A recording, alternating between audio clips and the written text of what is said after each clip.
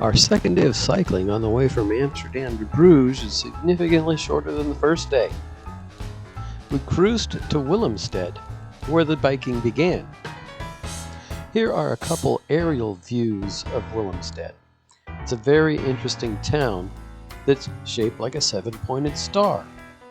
This interesting shape is because it was built basically as a fortress around a town. Here we are on our way, leaving from the port. If you get a glimpse of the flags there, you can see just how well they're snapping in the wind. We have about a 25-mile-per-hour headwind this day. So I guess the effort required to ride into the wind did make up for the shorter day of cycling. I'd like to note that by sailing down to Willemstad, we officially left Holland and entered into Noord-Brabant. Officially, Noord-Brabant is not part of Holland in the northern Netherlands, but one of the southern regions. Originally, the village of Rooigenhill. In the year 1582, the province of Brabant gave the village to Prince William of Orange in compensation for all he'd done for the country of the Netherlands. Upon his death in 1584, his son, Prince Maurits, renamed the town Willemstad in his honor.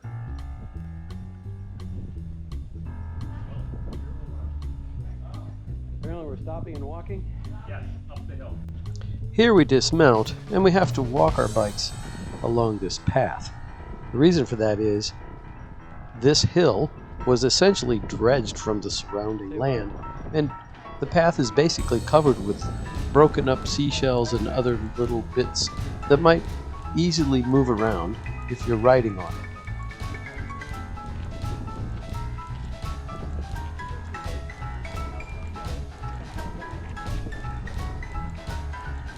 As we approach the summit of the small hillock, you might notice some of the fortifications that are part of the star-shaped surround for the town of Willemstad.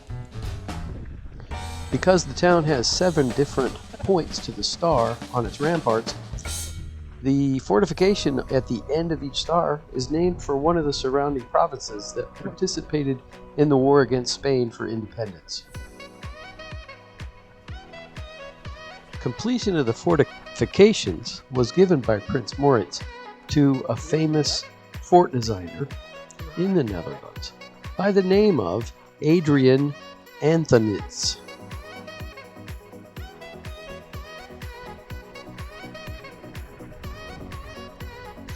Here we are riding along just inside the outer fortifications, which is basically an ornate garden all the way around the center of the town.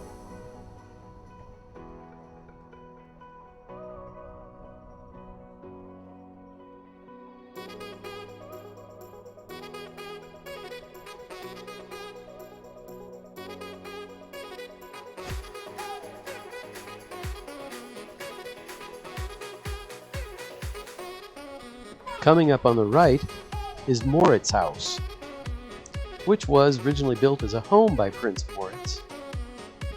But because he was away most of the time, it served as the village common house and the seat of its village government.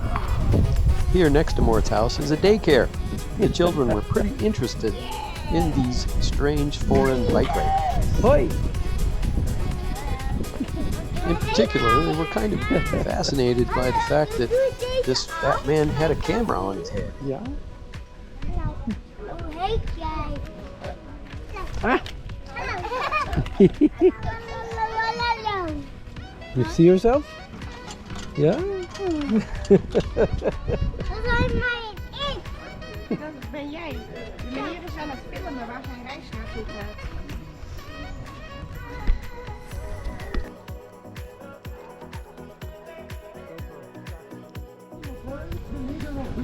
Was killed. He had sons, more than one, and the most famous one is Maurits. He was a general, and he had this home built in the town that was named after his father. It was like a summer palace, but because he had to fight and fight and fight, he wasn't there for a long time. Afterwards, it was a town. In present day, the Moritz House serves as a museum with many interesting historical exhibits.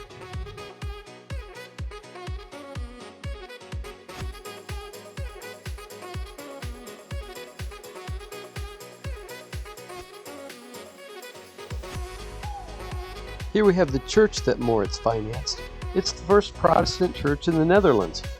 The cemetery in front of the church.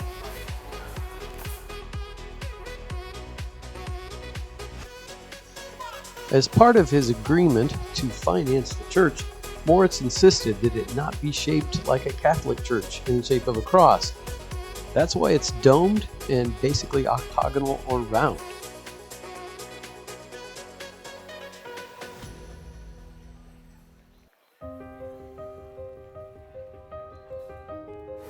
Obviously, the church is surrounded by a graveyard. It's a very popular place and people are dying to get in there. Here's a bit of trivia that I picked up. Graveyards are next to churches. Cemeteries stand alone.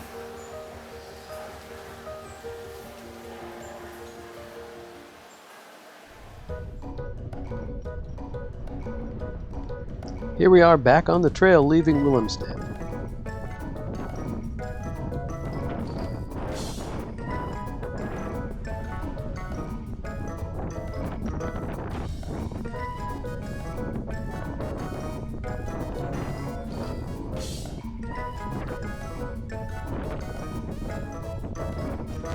Not only is Willemstad basically surrounded by a garden, the grounds outside of the town pretty much look like a park to me as we rode through them.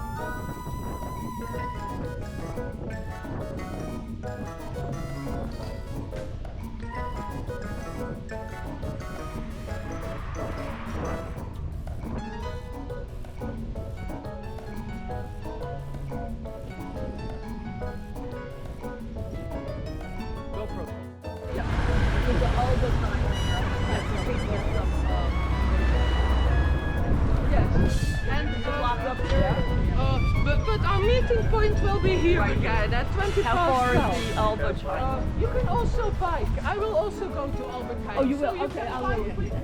And Albert Heijn is like a supermarket. It's one of the most famous supermarkets in the Netherlands.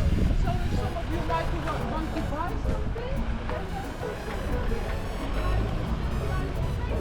GoPro, stop recording.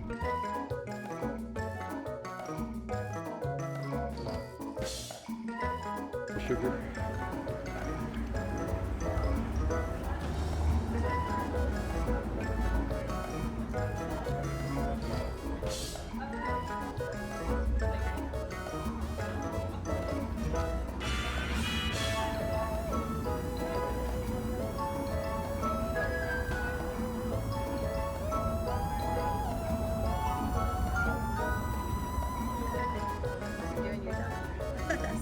I did do myself, yes.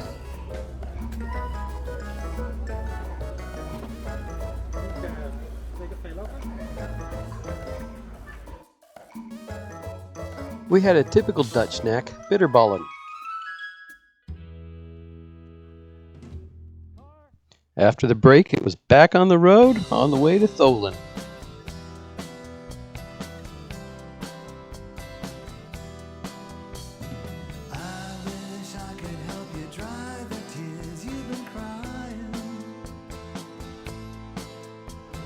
Eventually, we arrived in Tholen and took a break in the city center.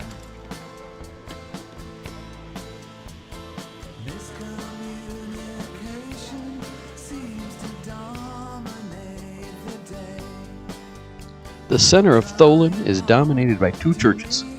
This one, which is the Reformed Church, and this church, which is Catholic. The interweb tells me Tholen also has a moat, but I didn't see it. After we were back on the barge, we headed south. We went through some locks, and we ended up at the port of Antwerp. We sailed through the port of Antwerp during our dinner. It's an extremely large and long port.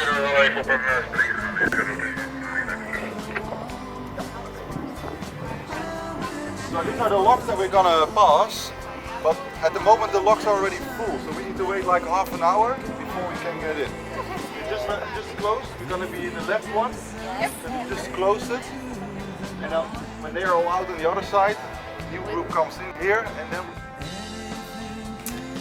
Well, we are going through the lock system, but a storm came up, so I have to film outside my suite window. You can see a windmill in the background.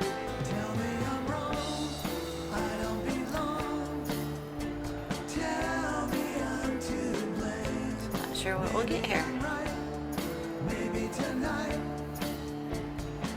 We had a really hard day of biking today. The wind was 25 miles per hour and we were headed into it the entire time. It was a lot of work, not very enjoyable.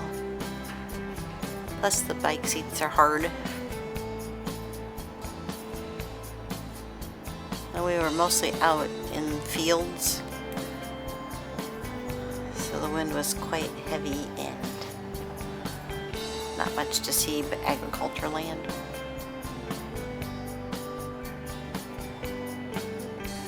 As you can tell, Diana was feeling pretty discouraged after that day. So that night we found out that she could get an e-bike because they had a couple spares, and that made a world of difference for the rest of the trip.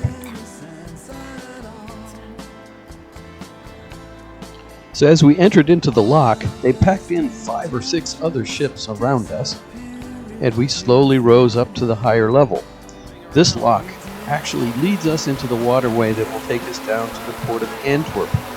And along the way, we'll pass the boundary from the Netherlands into Belgium. Unfortunately, our entire process through the lock, we were underneath a thunderstorm, and it rained pretty heavily.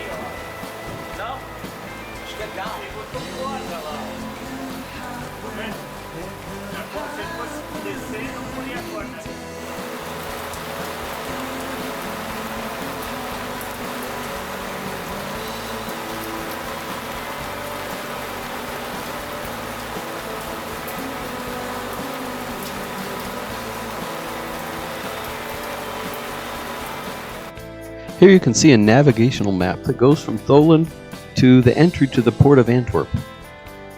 This is an aerial view of the port of Antwerp. Antwerp is the second largest and busiest port in Europe. It has some interesting sights along the way as we sailed through. Eventually we tied up in this port, but we spent the night under heavy thunderstorms, so didn't get to explore the city. Join me in my next video and we'll explore the city of Antwerp before we hit the road and pedal to St. Amans.